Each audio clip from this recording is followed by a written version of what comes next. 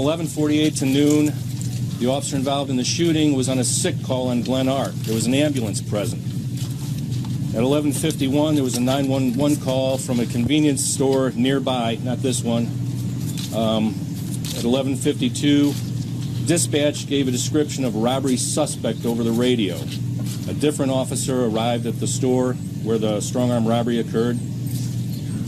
A further description, more detailed, was given over the radio and stated the officer was walking toward, or the suspect was walking toward Quick Trip.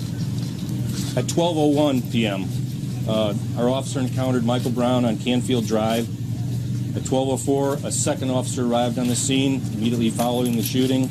And at 12:05, a supervisor was dispatched to the scene, and subsequent officers arrived. The officer that was involved in the shooting of Michael Brown was Darren Wilson.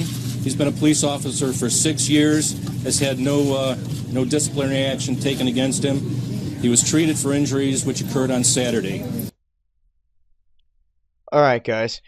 Wanted you guys to see that they have named the police officer, Darren Wilson, that was involved in this shooting.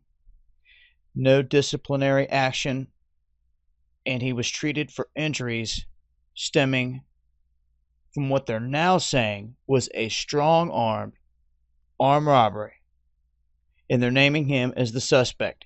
Now, this takes a huge twist here because none of this was mentioned out the gate, as everyone was sitting here saying we have an innocent man. There was no mention of none of this. I want to point something out. This is